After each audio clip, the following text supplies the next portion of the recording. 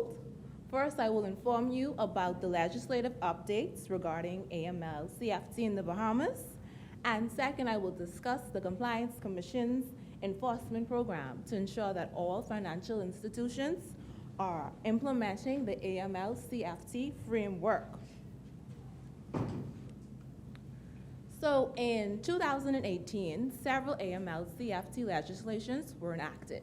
These include the Financial Transactions Reporting Act, the Financial Transaction Reporting Regulations, the Financial Transaction Reporting Wire Transfer Regulations, Proceeds of Crime, and Anti-Terrorism Act.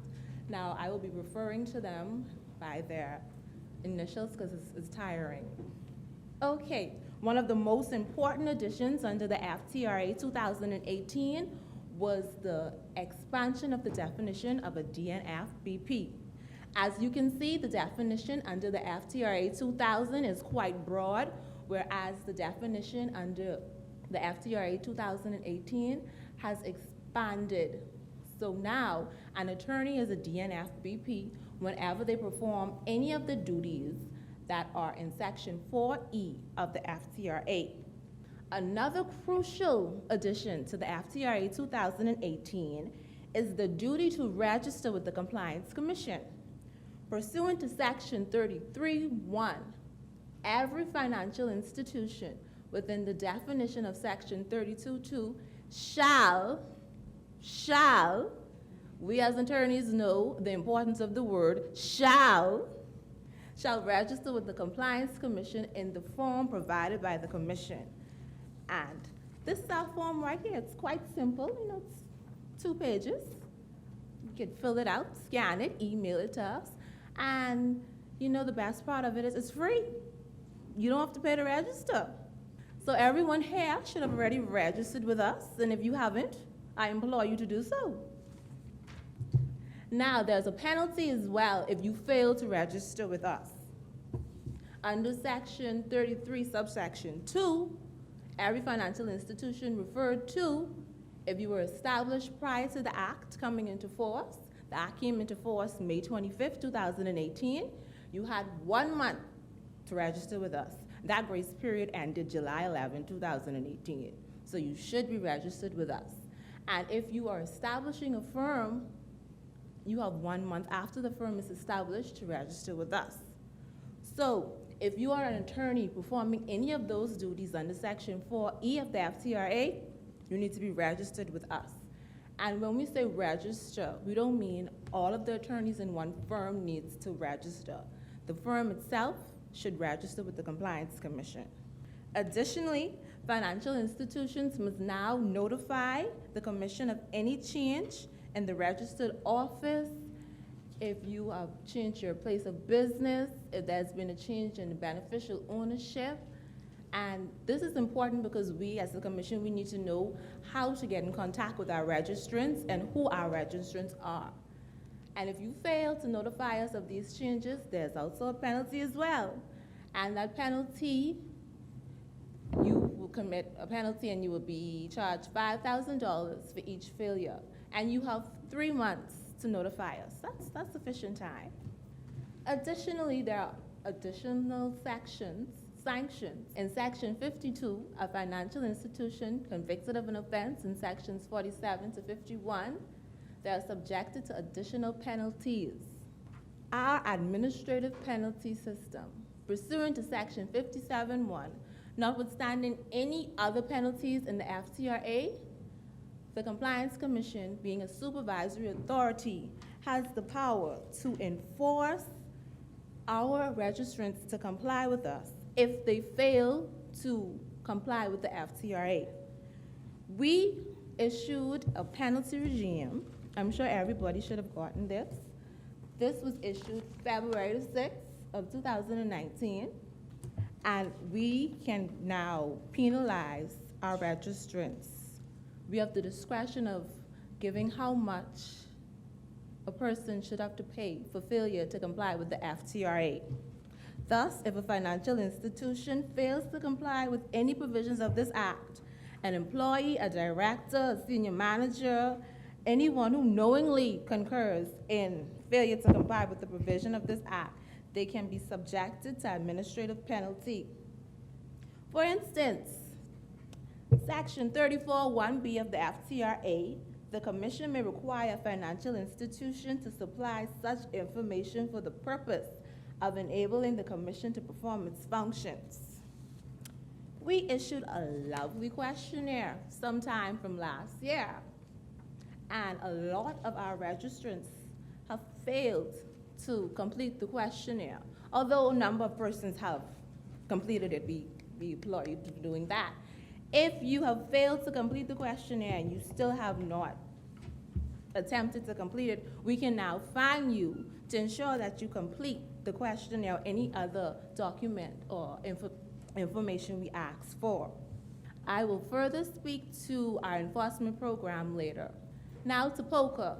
Under Section 12(1)(a)(b) and 2, an attorney, if they come across that one of their clients is in money laundering and they fail to disclose it, they will be penalized for doing so. And the penalty is in Section 15, subsection 2. The financing of proliferation of weapons of mass destruction. Proliferation is one of the newest sections of the ATA, and as you can see, Section 9(1) defines financing of proliferation. My colleague will speak on proliferation, but I only put the definition there.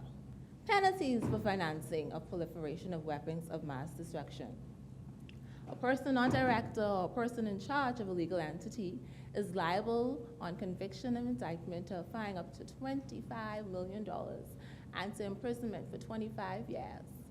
Where a body corporate or its director, manager, or other similar officer is convicted, the court shall have the power, that word shall again, to revoke the business license, or let the body corporate be wound up, forfeit the assets and properties of the body corporate, and prohibit the body corporate from performing any further activities.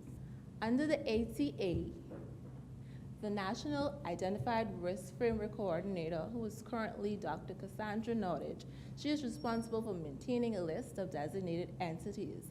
And designated entities, they refer to individuals or entities and their associates designated as terrorists by the Security Councils of the United Nations. When a financial institution receives the list of designated entities, they must freeze all funds held by it in the name of the designated entity, inform the Attorney General and the Financial Intelligence Unit that the designated entity has funds with that financial institution, and inform the designated entity that the funds have been frozen. Reporting requirements. It is an offense for a financial institution to know or have reasonable grounds to suspect that any funds maintained on its books are by any individual, entity, or legal entity who commits terrorist acts or participates in or facilitates the commission of terrorist acts or the financing of terrorism, is a designated entity, is a listed entity, and the financial institution fails to report the existence of such funds to the FIU.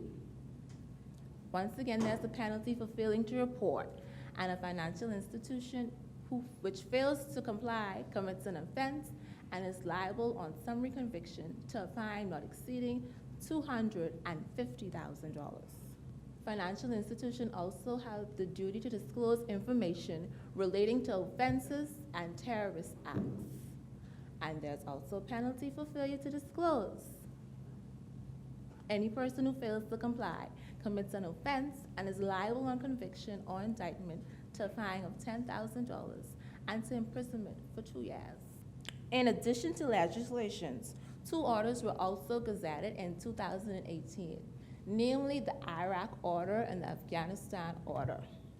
And under these orders, financial institutions need to file an annual declaration signed by at least 2 of its board of directors or compliance officers certifying that the operations of such individual or entity are in compliance with the provisions of this order. This declaration should be filed with us by the 31st of December each year. So this came into effect last year, so everyone in here should have sent this order. Well, not this order, but this declaration that they are abiding by the order. And this is the same thing as the Afghanistan order. The enforcement for non-compliance with the sections of FCRA and POCA. Once we find out that a financial institution is not complying with a section of the FCRA and POCA, we will issue a warning to the financial institution. The warning letter will state the nature of the contravention that was committed, the amount of the penalty, and a reasonable period, no less than 28 days from the date of the notice, with which the financial institution may make representation to the Compliance Commission. If the reasonable period ends and the financial institution does not remedy the contravention, the Compliance Commission will issue its notice, and the decision should be in writing, and the Compliance Commission will give its reason for the decision. And we will also give any indication of a right to have the matter appealed, provided that any law governing the financial institution and the procedures for such appeal. To this date, the Compliance Commission has sent about 36 letters to registrants for failure to register with the Compliance Commission, and out of the 36, 34 have complied thus far. 2 have decided that they would not comply and they will be receiving a nice Christmas present from us. And that completes my presentation.